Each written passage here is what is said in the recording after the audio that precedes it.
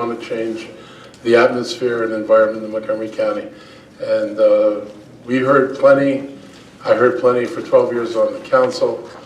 Sometime during the campaign, I realized, you know, we hear all this stuff, we have actually never tried to quantify it or figure it out. We either dismissed it or just took it on apparently as what we were willing to accept.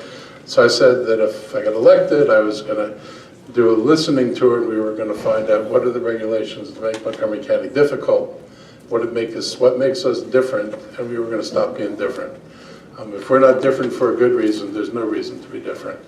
And so I don't mind taking the lead on good stuff, but if we're basically put up barriers that no one else has put up, we shouldn't have them. My goal is that at the end of the year, people, instead of saying you're worse than everybody else, they say you're no worse than anybody else. Everybody has regulations. So this new program here is Business Connect. It's being piloted in the Upcounty. Our goal is to spread it to the other regional services centers. When we created the Economic Development Corporation, the executive kind of stripped all the economic development out of the county and left with the ECBC. And their goal was to fish for big fish and bring people here and help some companies expand. But it wasn't about neighborhoods, it wasn't about creating new businesses in a broad spectrum of areas. It was focused on the big stuff. And Montgomery County thrives on the little stuff. The truth is most jobs come out of the smaller entrepreneurs, and we've got shopping centers with vacancies. I've got small office buildings with vacancies. They're not going to be filled up by the Amazons of the world. We've got to figure out how to get entrepreneurs back into those spaces, how to create another generation of business people who want to occupy the spaces in the shopping centers, and we need to be part of that. The launch of the Business Connect portal and initiative is, we hope and expect, going to provide a lot of dividends to continue to nurture, to grow businesses of all levels, small, medium, and large in our county. What we are seeing is the beginning, we believe, of a transformation here in Montgomery County of economic development and how it's performed.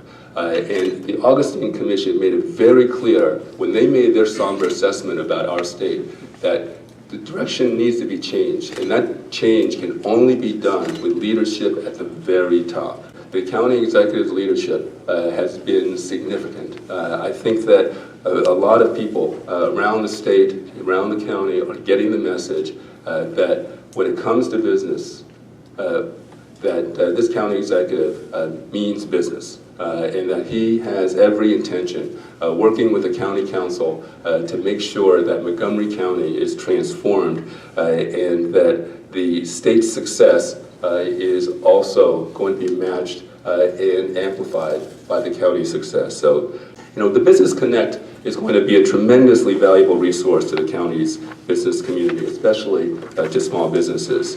From our perspective at Commerce, what we see is that this is yet another opportunity to make business, creating a business and conducting business in Maryland friendlier, easier, and more welcoming.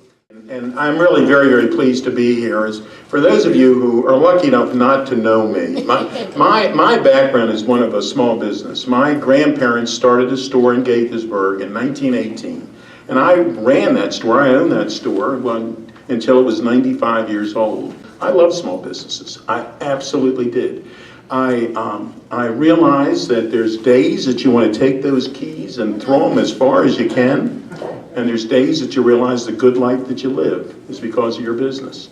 You meet friends that you normally would not have gotten to know, and it's truly a remarkable thing.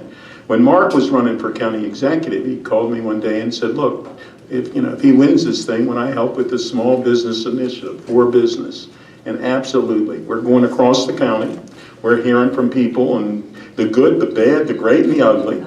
We've had so many people say it's finally showing, and we've had this all along, but it's finally showing that we're showing that we care. and we do. And I can tell you, and I know he's going to speak in a couple seconds too, but Craig has been certainly a great part of this. The other, all of our, everybody else on the county council is willing and will work together to get our business climate back where it needs to be.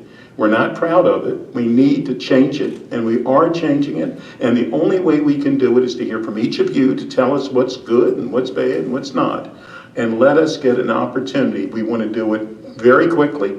I can tell you that all of the 4 business events that we've had, we have people from literally every department sitting in the audience, not because they have to be there, because they want to hear directly what the concerns are.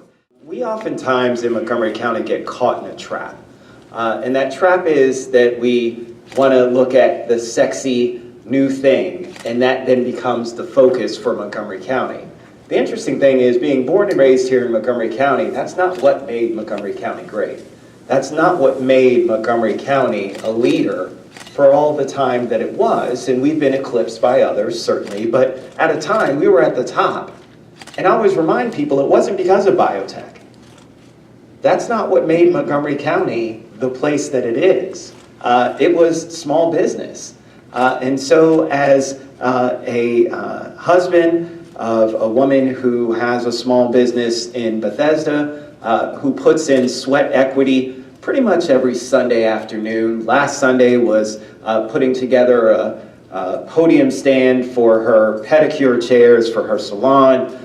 Yeah, I actually built it, and it actually did last at least a week. Wow. So I'm very proud of that. But these are the kinds of things that happen, and small business owners know about this. This is what you go day in and day out, and that's the sacrifice that Councilmember Katz talked about. Let me just, and I know the county executive is going to probably fall off his chair, but let me give the county executive tremendous kudos for doing this and embarking on this. It's incredibly important.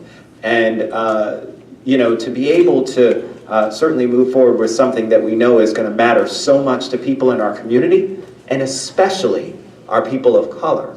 When we look at the diversity that happens within small business owners, we see that that diversity that's reflected in our community is even higher reflected in small business ownership. And so in partnership with our local chambers, as well as our chambers of color, it's going to be incredibly important for us to make sure that we're continuing to nurture that and give them the support necessary so that they can be successful. Also, I want to say, as the father of 2 young ladies, that we also see a lot of our small businesses that are owned by women. And so from that perspective, having that gender equity that's there so that you don't have to worry about pay equity or pay parity because you're paying yourself. And it's a beautiful thing. And so from that perspective, again, I just really think that we're on the cusp of something great.